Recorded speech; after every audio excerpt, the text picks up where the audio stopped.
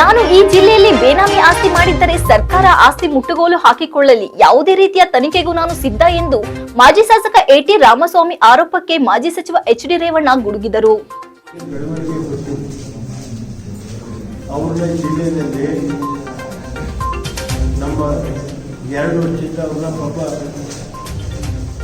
ನಗರದ ಪ್ರವಾಸಿ ಮಂದಿರದಲ್ಲಿ ಮಾಧ್ಯಮದೊಂದಿಗೆ ಮಾತನಾಡಿ, ಹಾಸನದಲ್ಲಿ ರೇವಣ್ಣ ಕುಟುಂಬದ ವಿರುದ್ಧ ಮಾಜಿ ಶಾಸಕ ಎಟಿ ರಾಮಸ್ವಾಮಿ ನೇತೃತ್ವದಲ್ಲಿ ಪ್ರತಿಭಟನೆ ವಿಚಾರವಾಗಿ ಮಾತನಾಡಿ, ಅವರು ಸಾರ್ವಜನಿಕ ಜೀವನದಲ್ಲಿ ಇರೋ ವ್ಯಕ್ತಿಯಿಂದ ಯಾವುದೇ ದಾಖಲೆ ಇಲ್ಲದೆ ರಾಮಸ್ವಾಮಿ ಅವರು ಪೂರ್ವಾಗ್ರಹ ಪೀಡಿತರಾಗಿ ಹೋರಾಟ ಮಾಡಿದ್ದಾರೆ ಎಂದು ದೂರಿದರು. ಯಾವುದೇ ತಿರುಳಿಲ್ಲದ ವಿಚಾರವನ್ನ ರಾಜಕೀಯಗೊಳಿಸುತ್ತಿರೋದು ದುರಾದೃಷ್ಟಕರ. ಅನ್ಯಾಯಕ್ಕೆ ಒಳಗಾದ ಮಹಿಳೆ ಹೆಸರಿನಲ್ಲಿ ಮುಂದಿನ ಲೋಕಸಭಾ ಚುನಾವಣೆಯಲ್ಲಿ ಟಿಕೆಟ್ ಪಡೆಯುವ ಯತ್ನ ಮಾಡ್ತಿದ್ದಾರೆ. 1 ವರ್ಷದ ಹಿಂದಿನ ವಿಚಾರ ಇಟ್ಟುಕೊಂಡು ಆರೋಪ ಮಾಡುವುದು ಸರಿಯಲ್ಲ. ಅಂತಹ ಆರೋಪ ಏನಾದ್ರೂ ಇದ್ರೆ ಯಾವುದೇ ತನಿಖೆ ಬೇಕಿದ್ರೆ ಮಾಡಲಿ ಎಂದರು. ರಾಜ್ಯದಲ್ಲಿ ಎಲ್ಲಾ ರೀತಿಯ ತನಿಖೆ ಎದುರಿಸಿರೋದು ದೇವೇಗೌಡರ ಕುಟುಂಬ. ಆ ಪ್ರತಿಭಟನೆಯಲ್ಲಿ ಕಾಂಗ್ರೆಸ್ನ ಹಲವು ನಾಯಕರಿದ್ದ ಬಗ್ಗೆ ಓದಿದ್ದೇನೆ. ನಾನು ಈ ಜಿಲ್ಲೆಯಲ್ಲಿ ಬೇನಾಮಿ ಆಸ್ತಿ ಮಾಡಿದ್ರೆ ಸರ್ಕಾರ ಆಸ್ತಿ ಮುಟ್ಟುಗೋಲು ಹಾಕಿಕೊಳ್ಳಲಿ, ಯಾವುದೇ ರೀತಿಯ ತನಿಖೆಗೂ ನಾನು ಸಿದ್ಧ ಎಂದ ರೇವಣ್ಣ. ಯಾವುದಾದ್ರೂ ಬೇನಾಮಿ ಪಟ್ಟಿ ಇದ್ರೆ ಯಾವುದಾದರೂ ಸಂಸ್ಥೆಗೆ ದೂರು ಕೊಡಲಿ ಎಂದು ಸವಾಲು ಎಸೆದರು. ಇಂತಹ ಹೋರಾಟ ಮನುಷ್ಯನಿಗೆ ಶೋಭೆ ತರಲ್ಲ ಎಂದು ಬೇಸರ ವ್ಯಕ್ತಪಡಿಸಿದರು. ನಾನು ಈ ಜಿಲ್ಲೆಯಲ್ಲಿ ಯಾವ ದೌರ್ಜನ್ಯ ಮಾಡಿಸಿದ್ದೀನಿ, ಯಾವ ಆಸ್ತಿ ಒಡಿಸಿಕೊಂಡಿದ್ದೀನಿ ಹೇಳಲಿ.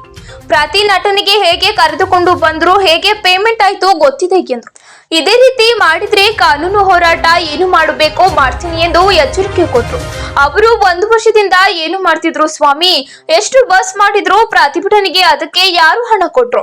ಜಿಲ್ಲೆಯಲ್ಲಿ ಹಾಗಿದ್ರೆ ಬಿಜೆಪಿ ಕಾಂಗ್ರೆಸ್ ಒಳ ಒಪ್ಪಂದ ಆಗಿದೆಯಾಗೆಂದು ಪ್ರಶ್ನೆ ಮಾಡಿ ತಮ್ಮದೇ ಮೈತ್ರಿ ಪಕ್ಷದ ವಿರುದ್ಧ ಅನುಮಾನ ವ್ಯಕ್ತಪಡಿಸಿದ ರೇವಣ್ಣನವರು, ನಮಗೆ ಮೋದಿಯವರ ಬಗ್ಗೆ ಅಪಾರ ಗೌರವವಿದೆ. ದೇಶಕ್ಕೆ ಈಗ ಮೋದಿಯವರ ಅಧಿಕಾರ ಅವಶ್ಯಕತೆ ಇದೆ. ಕಾಂಗ್ರೆಸ್ ನಾಯಕರು ರಾಮ ಮಂದಿರ ಉದ್ಘಾಟನೆಗೆ ಹೋಗಲ್ಲ ಎಂದಿದ್ದಾರೆ. ಅವರು ತಮ್ಮ ವೋಟ್ ಬ್ಯಾಂಕ್ ಉಳಿಸಿಕೊಳ್ಳಲು ಹೀಗೆ ಮಾಡಿದ್ದಾರೆ ಎಂದು ಕಿಡಿಕಾರಿದರು. ಕಾಂಗ್ರೆಸ್ ಬೇಕಾದಾಗ ಉಪಯೋಗಿಸಿಕೊಳ್ಳುತ್ತಾರೆ ಎಂದು ಅಸಮಾಧಾನ ವ್ಯಕ್ತಪಡಿಸಿದರು. ಈ ರಾಜ್ಯದಲ್ಲಿ ಎಲ್ಲರನ್ನ ಒಟ್ಟಾಗಿ ಕೊಂಡೊಯ್ಯೋ ನಾಯಕ ದೇವೇಗೌಡರು. ನಾವು ಬಿಜೆಪಿ ಜೊತೆ ಮೈತ್ರಿ ಇದ್ದರೂ ಕೂಡ ಯಾವುದೇ ಸಮುದಾಯ ಬಿಟ್ಟು ಕೊಡೋ ಪ್ರಶ್ನೆ ಇಲ್ಲ ಎಂದು ಹೇಳಿದ್ರು. ರಾಮಸ್ವಾಮಿ ಅವರು ಕಾಂಗ್ರೆಸ್ ಸೇರೋ ಪ್ರಯತ್ನ ಮಾಡಿದ್ರು. ಆನಂತರ ಏನಾಯ್ತು ನಿಮಗೆ ಗೊತ್ತಿದೆ. ಅವರು ಸತ್ಯ ತಿಳಿಯದೆ ಹೀಗೆ ಆರೋಪ ಮಾಡಿದ್ರೆ ಅವರಿಗೆ ದೇವರು ಒಳ್ಳೆಯದು ಮಾಡಲಿ. ಈಗ ಲೋಕಸಭಾ ಚುನಾವಣಾ ಹತ್ರ ಬರ್ತಾ ಇದೆ. ಈಗ ಹೋರಾಟ ಮಾಡೋ ಬದಲು ವರ್ಷದ ಹಿಂದಿದ್ದ ಮಾಡಬೇಕಿತ್ತು ಎಂದು ಸಲಹೆ ನೀಡಿದರು. ದೇವೇಗೌಡರ ಕುಟುಂಬ ಬಾಯ್ದರೆ ಅಧಿಕಾರ ಸಿಗುತ್ತೆ ಎಂದು ಹೀಗೆ ಮಾಡ್ತಿದ್ದಾರೆ.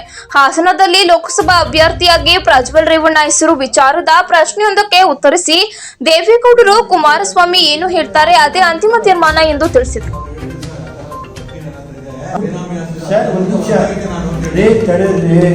ಅಂತ ಪಟ್ಟಿ ಇದ್ರೆ ನಂದು ನನ್ನ ಕುಟುಂಬದ ಯಾವ್ದಾದ್ರು ಬೇನಾಮಿ ಆಸ್ತಿ ಪಟ್ಟಿ ಇದ್ರೆ ಕೂಡಲೇ ಯಾವ್ದಾದ್ರು ಸಂಸ್ಥೆಗೆ ಅವ್ರಿಗೆ ಗೊತ್ತಿದೆ. ಅವರು ಬೆಂಗಳೂರಲ್ಲಿ ಕುಮಾರಸ್ವಾಮಿ ಅವ್ರನ್ನ ಅಧ್ಯಕ್ಷ ಮಾಡಿ ಮತ್ತಿನ್ನೊಂದು ಅದನ್ನು ಯಡಿಯೂರಪ್ಪನವರು ಮುಂದುವರಿಸಿದ್ರು. ಅವ್ರನ್ನ ಮಾಡಲಿ, ಯಾರು ಬೇಡ ಅಂತ ನಾವು ಇಟ್ಕೊಂಡಿದ್ದೀವ. ರೇವಣ್ಣನ ಮಾಡಿದ್ರೆ ಯಾವ್ದಾದ್ರು ನನ್ನ ಬೇನಾಮಿ ಆಸ್ತಿ ಇದ್ರೆ ಇವತ್ತೇ ವಶಪಡಿಸ್ತಾರೆ. ಅದು ಬಿಟ್ಬಿಟ್ಟು ಇದು ಆ ಮನುಷ್ಯನ ಶೋಭಾ ತರಲ್ಲ ಅಂತ ಹೇಳ್ತೀನಿ. ಇಂಥವನ್ನೆಲ್ಲ ಹೇಳ್ಕೊಂಡು ರಾಜಕೀಯ ಲಾಭಕ್ಕೋಸ್ಕರ ಈಗ ಎಲ್ಲೆಲ್ಲಿ ಇವರು ರಾಜಕೀಯದಕ್ಕೋಸ್ಕರ ಮಾಡಿಕೊಂಡು ನಂದೇನಿಲ್ಲ. ನಾನು ಲೋಕಸಭಾ ಸದಸ್ಯರು ಸೀಟ್ ತಗೊಳ್ಳೋ ಏನು ಮಾಡೋ ನನಗದೆಲ್ಲ ಸಂಬಂಧ.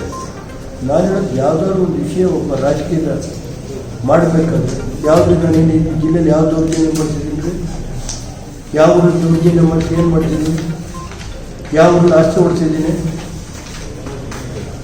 ಇದ್ರೆ ತನಿಖೆ ಮಾಡಿಸಿ. ಇವೆಲ್ಲ ಇಟ್ಕೊಂಡು ಮೆರವಣಿಗೆ ಮಾಡ್ಕೊಂಡು ಗೊತ್ತು ಯಾವ ರೀತಿ ಮೆರವಣಿಗೆಗೆ ಹೆಂಗೆ ಕರ್ಕೊಂಬಂದಿದ್ರು, ಅವ್ರಿಗೇನೇನು ಪೇಮೆಂಟ್ ಆಯಿತು. ನಾನೆಲ್ಲ ಅಲ್ಲಿ ಜನ ಮಾತಾಡ್ತಾವ್ರು, ನನಗೇನು ಅವಶ್ಯಕ ಮಾಡ್ಕೊಳ್ಳಿ. ಆದರೆ ಇದಕ್ಕೇನಾದ್ರು ಇದೇ ಥರ ಮಾಡೋಕ್ಕೆ ಹೋದರೆ ನಾವು ನಮ್ಮ ಏಕೆಂದರೆ ಏನೇ ತನಿಖೆ ಮಾಡಿದ್ರು ನಾವು ಸಂತೋಷ. ನಾನೇನು ಬೇಡ ಅಂತ ಹೇಳ್ತೀನ. ಇದೇ ಥರ ಇವರು ಇಲ್ಲ ಸಲ್ಲದ ಅಪಪ್ರಚಾರ ಮಾಡೋಕ್ಕೆ ಹೋದ್ರೆ ನಾವು ಕಾನೂನು ರೀತಿ ಏನು ಕ್ರಮ ತಗೋಬೇಕೋ ತಗೊಳ್ಳೋದಕ್ಕೆ ನಾನು ಮಾಡ್ತೀನಿ. ಗೊತ್ತಾಯ್ತು ಸರ್, ಹೋರಾಟ ನಡೆಸಬೇಕಾಗ್ತದೆ. ಕಾನೂನು ರೀತಿ ಅದು ಮಾಡಿಸಲ್ಲ, ಅದು ಸಂಬಂಧ ಅದಿರಲಿ. ಯಾಕೆ ನಾನು ಹೇಳೋದು ಈ ಥರ ಅಪಪ್ರಚಾರ ಮಾಡ್ಕೊಂಡು ಚುನಾವಣೆ 3 ತಿಂಗಳಿದೆ, 1 ವರ್ಷ ಆಯಿತು.